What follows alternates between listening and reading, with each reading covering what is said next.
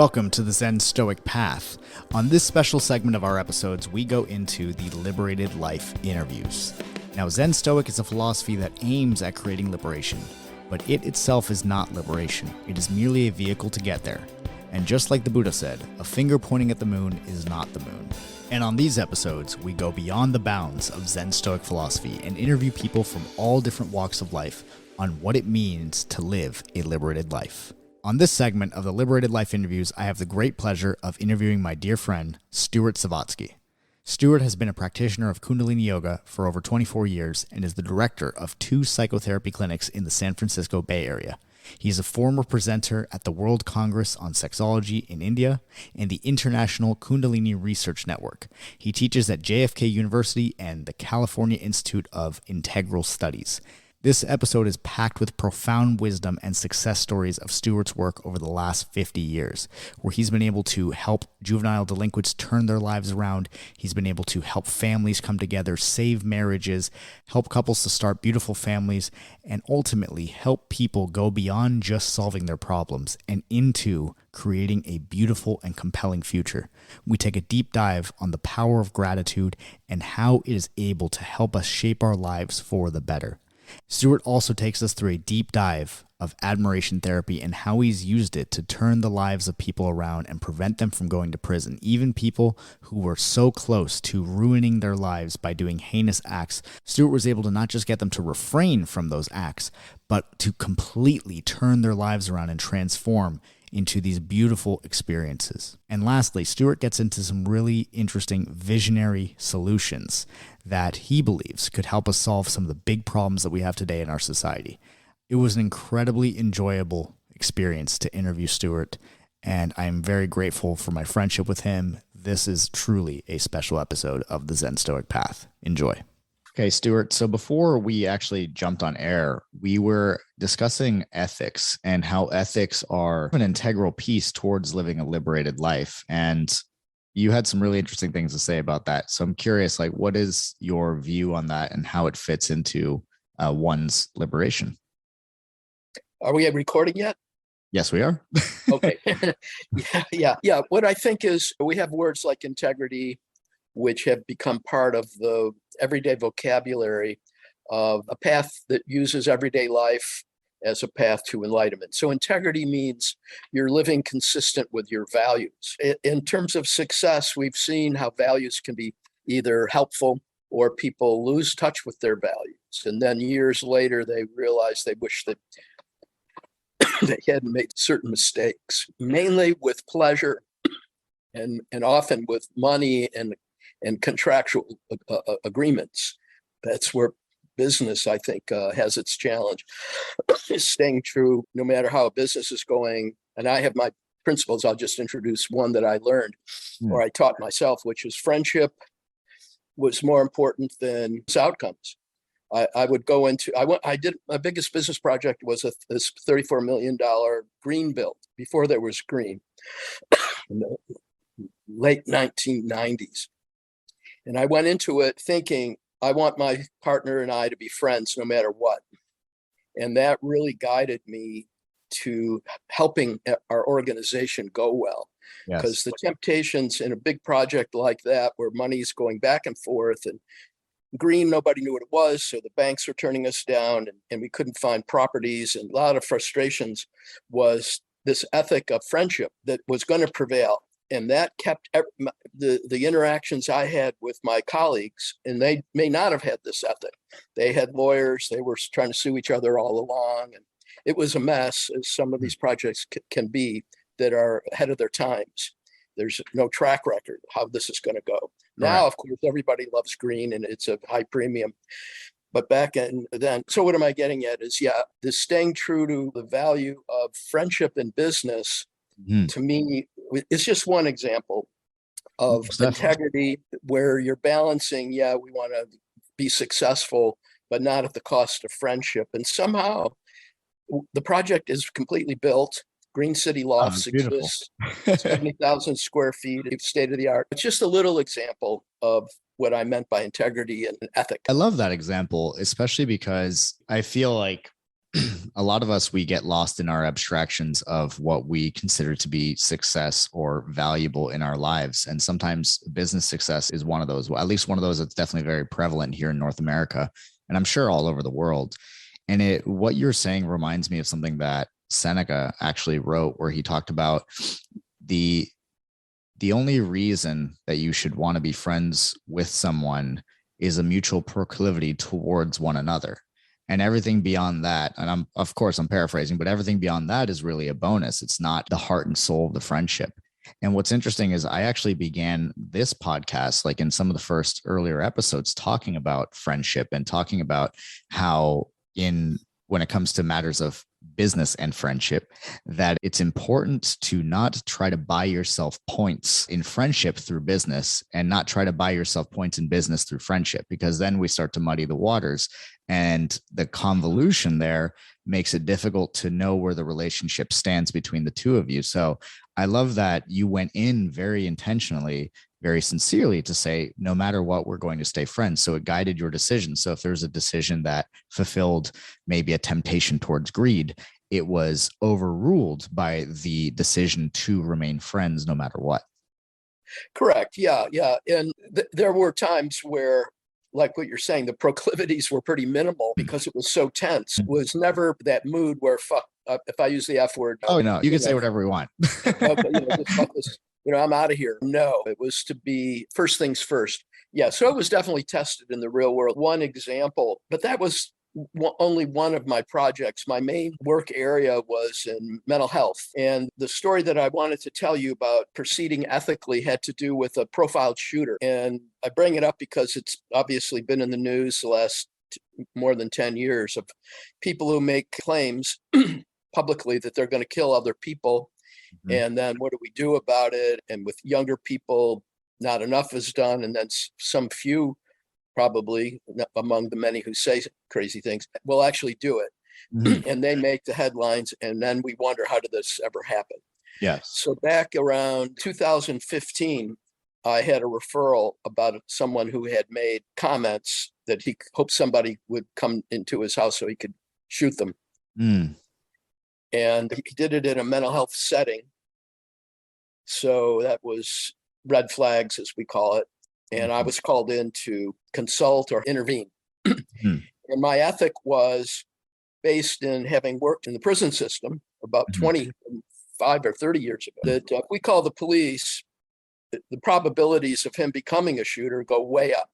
Yes. That the general public is, maybe if I say it, suddenly everybody's aware. Yeah, you call the police and we think, oh, let's get this guy out of here. Unless you put him in prison for the rest of his life, which doesn't happen for something like this. Correct. Person's going to have a master's degree in crime by the time he comes out. Plus, he's going to have almost nothing to lose leaving prison. So recidivism, we know, is high. So this is in the back of my mind, not in anyone else's, that my ethic is this should never happen, not just not now. And another aspect of ethic that I found in mental health that was very lacking in my field. I should say I was the president of my professional organization for 16 years and did projects with the Dalai Lama based on what I'm now getting into. And I was in the post-Balkan war zone when was that, around 2000, meeting with the president actually of that country about these violent kinds of situations in the aftermath, what to do. And that's what I'm bringing to bear upon this situation. And so I want the highest outcome. And I think that is worth our listeners pondering and me saying a little bit about. In my field, diagnosing or preventing the shooting is often like the highest defined goal. I had a referral about someone who had made comments that he hoped somebody would come into his house so he could shoot them. Mm. It doesn't aim high enough.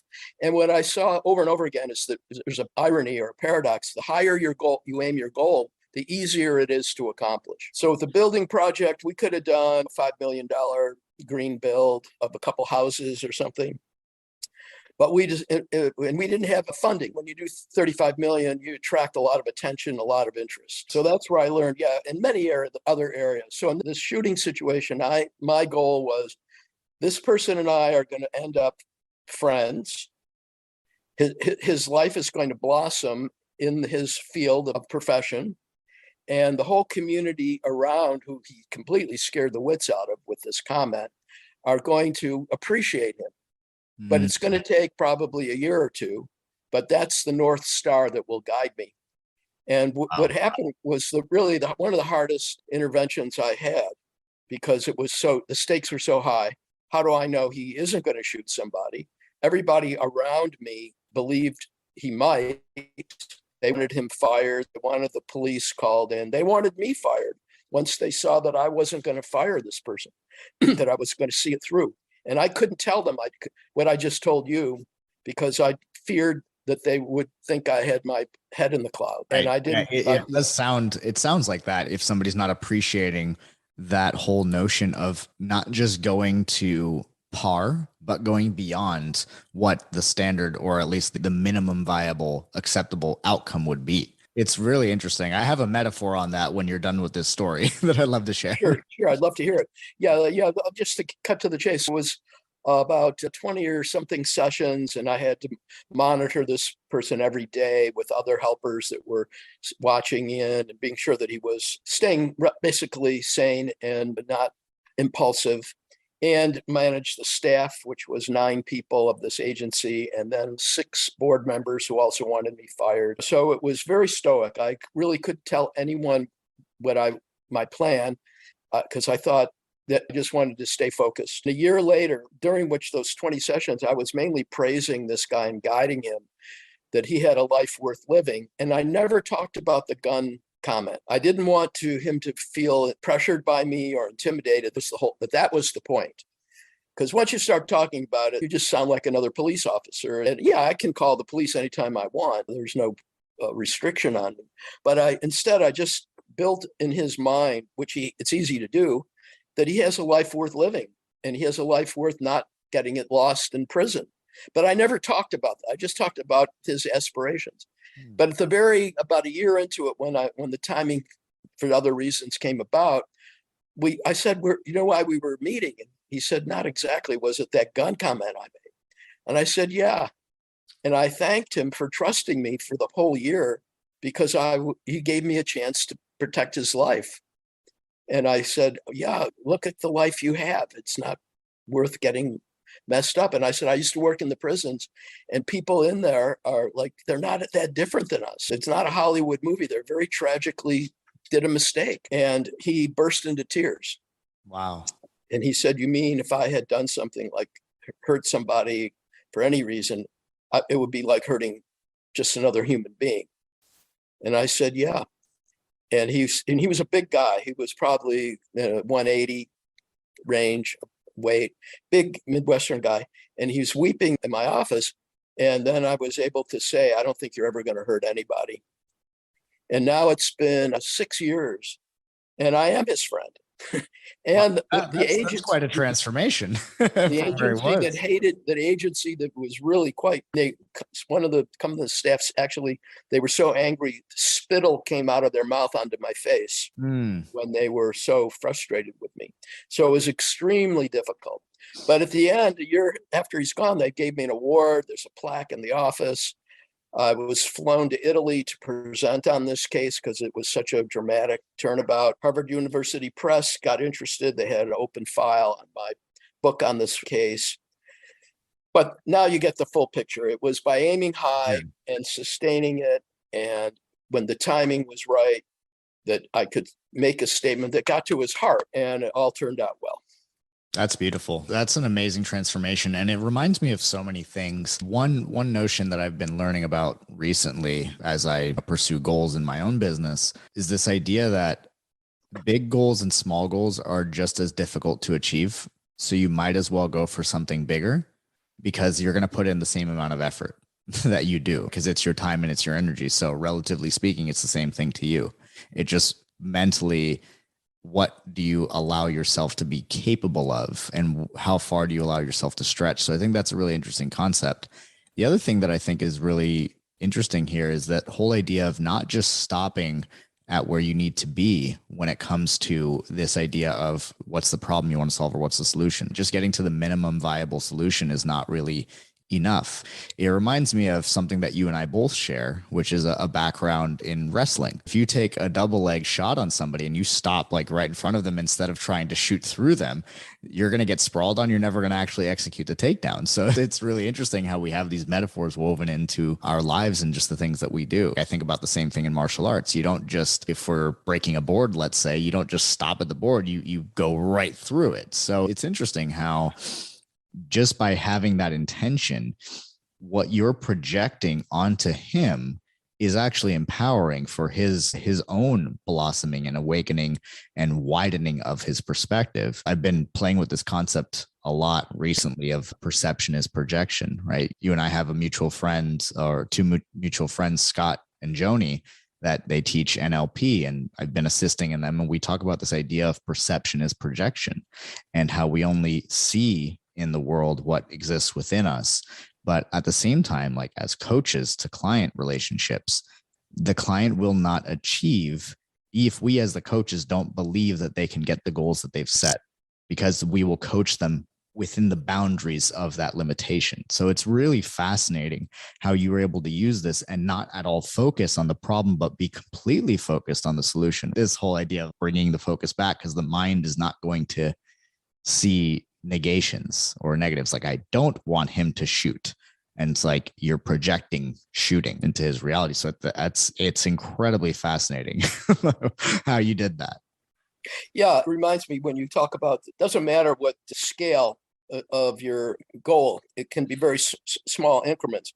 Like I would thank him every time that we met for taking the drive to my office through the traffic of San Francisco, which is it's infamous. I would say, thanks for coming in. I really appreciate, and your commitment never lost on me with what you're willing to do to make our session. He felt admired. It was traffic, but it doesn't matter, because then I could say other things about his character and that I could see. I don't like to blow smoke up people, but to really see things based on what they would say. And so, yeah, this building, and it's not so much breaking boards, which, as you say, we both were wrestlers, so we know about that kind of arena of competition. But this is similar, but almost the inverse, that it's compliment giving. Correct. I never won a match by complimenting my opponent. That's correct. It certainly is a difference.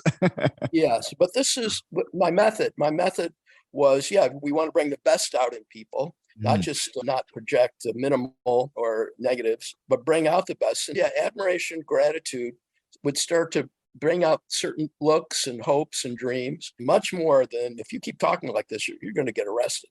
That never was even mentioned. It was all about courage to move to seek his career from the Midwest. And I should say, I've had thousands of cases that I could tell you about.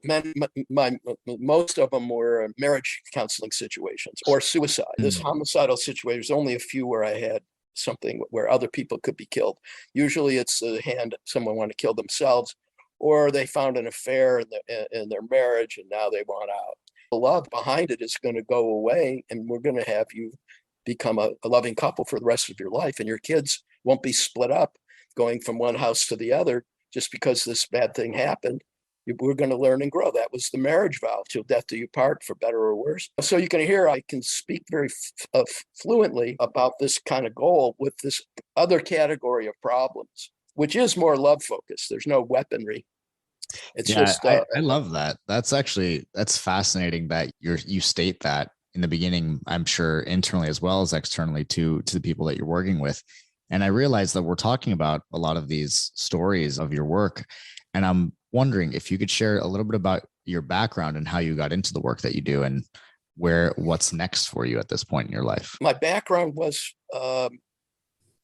study of ethics at Princeton, but also I was pre-med, so I took a lot of science, and it was the 60s. And that briefly, it points to the psychedelics were not there in my freshman year there anywhere. And then by my sophomore, junior year, they were everywhere. Yeah, the whole world was changing. I went to college with this vision that the world could be could change. And it was mindset. The world believed that that adversarial approaches were necessary. And with the psychedelic experience, you could see it was just a belief system that was held in place historically. And I would look for exceptions. So I was a religion major and read Martin Buber or Walt Whitman, much more than the theologians that I don't know the names, but Tillich would be just one example. And so I took poetry of spirituality. Walt Whitman, yeah, he was big into the poetry of friendship. And so I was very inspired more by poet than by theologians. And I minored in psychology. So I did a lot of laboratory research. I did early research on DMT, the first study probably ever. Wow. On DMT, and it was an animal study on aggression and DMT. That was 1970, just so you get some dates in mind. I was making my way through the 60s with idealism, and then leaving. It was Princeton. I had a lot of possibilities open for career, but I thought I was supposed to go where the problems were the worst, rather than mere income seeking and the life of easily identifiable success. So I became a probation officer. I worked in the juvenile courts of Atlantic City for 5 years, and then in the flop houses, the homeless hotels on the Atlantic City boardwalk for another year. And yeah, it was the worst imaginable. People had lobotomies and kids being locked up, and suddenly they realized that being a juvenile delinquent is really scary. It's not just bravado. And yeah, I learned, and then I discovered yoga and meditation at that time, around 1970, 71, 72. And the yoga that we have today is a far cry from what was being shared back then, because we didn't know. Whatever the teachers would teach us, we would try it. For example, after my first course, we were taught to get up at 4 a.m. That was the best time to do yoga. So we didn't think anything of it. There was nothing to, they don't do, nobody, other yoga teachers aren't saying that. There were no other yoga teachers. Yeah, that was the source. That was the only thing out there. So within 2 or 3 months, I'm getting up at 4 a.m. And because that's when the sun is perfect. It hasn't come up yet. And doing several hours of practice. And then that the source of life, of the bodily life, was fertility of the body. That makes sense. And what that played itself out on is that yoga was a discipline, a Stoic, you could even say discipline, and Zen. And the Zen goes to the word Dhyan in Sanskrit, which means being aligned. Dharma of the mind in Sanskrit goes to Zen in the Japanese. But all of that was alignment with what? It was alignment with, the diurnal rhythms. So we were getting up at 4 a.m., but also the fertility rhythms. For women, it was a complete harmony with the menstrual cycle. And for men, we found out that there's a correlate spermatogenetic cycle that I never knew about. And that was a 30 to 40 day cycle. And you get in tune with that, and you realize that these hormones in the body, in the yogic model, if they are cultivated, they give rise to light. It's called from Bindu to Ojas. And this is the crux of a lot of Greek philosophy too, where they're talking about pleasure, that pleasure shouldn't allure us because there are higher pleasures, noble virtues. And virtuous pleasures are value driven. And actually virtue goes to a Sanskrit word, virya, which refers to a certain stage of maturation. Virtuosity is deeply related to having a right relationship with fertility, whether male or female. Now, the payoff that by the time, if I didn't find out about it until I was 25, but I suppose if I knew it when I was 10, 11, it'd be different. But by the time I was 20 some years into it, I had a maturity of my masculinity that blew me away. Firstly, it made me heart-centered because they believe that the natural path is beyond Freud. Freud said the puberty happens when you're 10, 13, 14, and it's just ordinary fertility. Mm-hmm. But yoga has a spinal puberty that goes all the way up the spine, has a puberty of the heart. We could say oxytocin, the love hormone, becomes very big. That's why I was able to help so many people, because I really could. I loved all kinds of really dangerous or frightened people, and they felt it. And from that, yeah, we could solve problems because the mood was so high. But all deeper level, which you asked me about, was I started living this original yoga. Buddha, you start looking at these saints worldwide and you go, oh my God, Plato, you name these people, they all had a deeply respectful relation with their fertility, male or female. That's And what fascinating. they were all what we call brahmacharya. I don't even like to translate it because it's mistranslated. And the Catholic Church thought this too, but they didn't get it right. They don't have any yoga. And so these poor people attempting to respect their fertility, they didn't have enough help. And we see it happening right now. But in the Indian traditions, there's plenty of techniques, plenty of things. The whole of yoga is to make this energy go up your spine. And yeah, the first place is in your heart. You feel love for everyone. And it's not like a labor. It's like a puberty. It's just your chemistry is up at that level. And then you get to levels where your prostate, there were a couple of guys here, so I don't know, with women, it's the same thing, but it refers to the womb. This is a little piece of trivia. The prostate and the womb are what they call homologous tissue in the embryo. Yeah. Like nipples. Male, why do we have nipples? What's that all about? In the womb, we're very androgynous for a period of time. It has nothing to do with modern categories, I should say, because that's a problem that we don't have the right categories for gender. So there's a lot of confusion, in my opinion, that I published on. So with the prostate, it carries womb-like qualities, and the womb carries prostate-like qualities. Womb can pump and pump, particularly called labor contractions, and it expels a baby like a prostate would in ejaculation. So we know that everybody knows the womb has that capacity. But what we don't know about the prostate is the prostate has gestation qualities. Interesting. The prostate, and this is what I call fake tantra, which is you may have heard about it, is basically mechanical to make the man last like an hour, whatever, by controlling the ejaculative reactivity. So I think average is 5 or 10 minutes, and then the prostate releases. But when it's matured, it becomes womb-like. It becomes a gestation bladder organ. It's not, and the energies of fertility go through alchemy, you could say, and they mature and they become light. They become bliss. And it goes xylemic. Xylemic is a natural upward flowing force in all plant life. You know, that's why sap can go from the root of a redwood 200 feet in the air against the flow of gravity. The human body has a xylemic flow from the prostate up to the pineal gland and through the spine. They call it Kundalini awakening. And likewise, it's only like 1%. All what I'm sharing is not, it's only known in scholarly circles where the translators. I was going to say, this is vastly different than anything I've ever understood. And the thing that I find really interesting is it seems like there is almost like this misconception in these schools of philosophy around the idea of pleasure, right? A lot of them are almost looking at pleasure as like this bad thing, this thing to avoid, and instead to espouse these abstract virtues that aren't really a direct experience, but more of a conceptualization. As you're talking about this, I find it fascinating because it seems like a lot of some of these schools of thought or people who are interpreting them are missing the mark on the experience of humanity itself.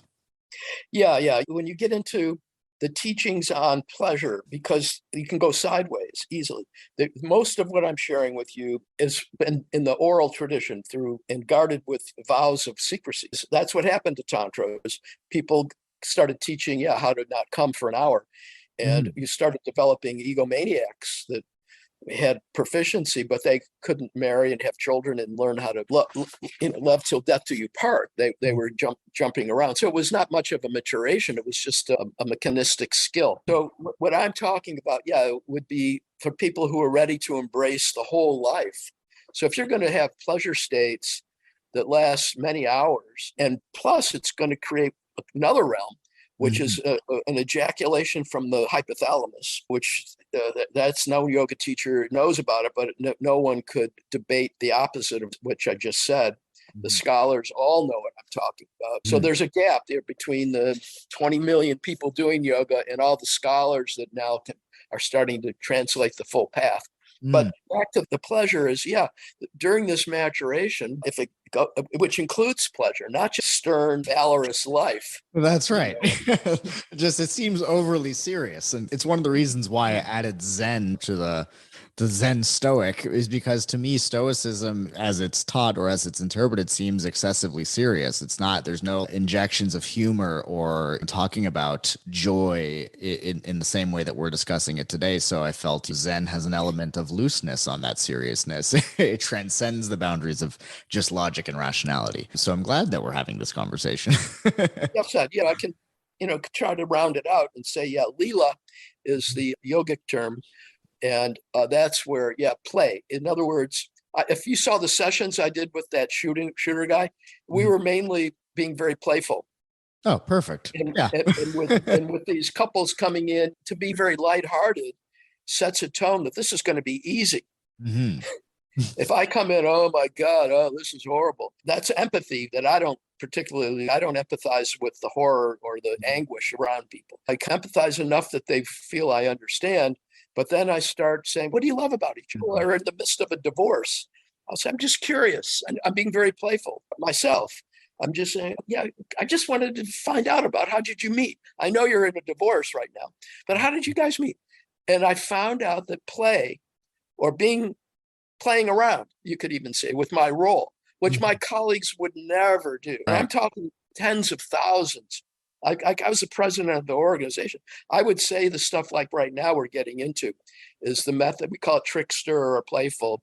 And they go, you did that with somebody who's talking about a gun? And if you're lighthearted and playful, it's a big way of changing the mood, and people feel they don't have to be that depressed. And then, of course, you have to follow up. I don't mean to be glib.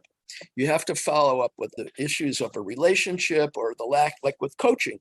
You can't just say, oh, be happy and go make your way. What if the person doesn't read? What if they don't have simple math skills? What if they don't know communication? They don't know how to do a resume. And whatever you find out that someone doesn't know, you can't just pump them up. You have to, like you say, cross T's and dot I's. And some of it can be pretty basic. But then people learn these things because someone cares and is pointing it out. Try this. And the playfulness keeps people, I think that's why, just to make a little axe that I grind, they have something called complex PTSD. And I think 80% of that is caused by therapists completely afraid of being playful with their clients. That's super fascinating to me, because it makes so much sense, especially with at least the type of results that I've been able to get with clients and some of my colleagues who do similar work, and even the way that you're describing it, it seems to all have a central theme that everybody shares, which is this idea of behavioral flexibility, like being willing to go into certain states of being that maybe violate the set rules of certain academic practices of psychology, which I think is really important, because I think what you're saying around almost some of the PTSD being exacerbated or even caused by some of these sessions, it fascinates me, because what I've come to learn recently and put into words is that all problems are bound in the neurology, and our language is what binds them in. And so if we just speak within the boundaries of the problem, then we stay in the problem and we actually make the problem worse. We build up energy in the problem and tension in the problem, rather than going beyond the bounds, which playfulness and lightheartedness and flexibility and perspective will allow one to do. So I think that's fascinating that the results that you were able to get with people that you worked with had a lot to do with this ability to be playful and to be flexible and to be willing to go into places where other people felt like they weren't allowed to in this profession, and thus created some real amazing transformations. Well said. And it was making my own way, meaning that I did what I was trained for the first 6-7 years, not 100%. I had other kinds of training, as I said, besides the psychology of empathy, which keeps you in that loop, that same little area of pain and suffering, But I tended to see over time that when I gave too much empathy, which really was very little that people need, what they really want is to be helped to be happy. So their empathy was definitely important. And if I didn't give some, I would lose clients. Yeah, wow. and it's horrible what people have gone through. But I'll give you another example. I had this was in Oakland. It was actually, I guided an intern, which even is more critical. I wasn't the therapist myself. Intern had not even a license. He was just beginning. And it was a 2 generations of incest family. Mm. The daughter had conceived with her stepfather 10 years ago. And now the 10-year-old child was acting out in school sexually. And they were so my intern got the case, and I said, okay, this is what we're going to do. We're going to have a family session. The perpetrator stepfather is going to be there. His stepdaughter is going to be there. I can't remember if we had any of these teenage kids, because there were a couple of other kids in that family. I can't remember. But I said, here's the goal, is we're going to tell the stepfather, not only will he be forgiven, he will have a family instead of no family. And the shame he must be feel that now his son, that he conceived with his own stepdaughter, is sexually acting out. It was predictable. That's typical. Mm-hmm. And so I was saying, look, I've got a way out of this for you, where you get to have your family, and we're going to help all your kids with your stepdaughter, all that stuff, all that confusion, and we're going to be helping you. And it's going to be scary, but you can apologize for the chaos, everything that you feel. And we're going to help your stepdaughter to admire you for the courage to apologize. And it's going to take a good hour to keep going through this. And you're going to hear some anger and some really not pleasant things that you're going to have to handle it, let it in, because you didn't expect this back 10 years ago. But the consequences, truly, they live on. And now you're aware it was not just a little thing you did. It has huge negative consequences. So you hear all that. We're going to guide you, and you're going to have a family, and we're going to stand up for you. This is a chance in a lifetime for you to have a family. No one on the planet is ever going to give you this chance. And so my intern, I wasn't even there. She was 100 miles from where I live, even, where the session was held. Within 2-hour session, they were planning their 4th of July family picnic together.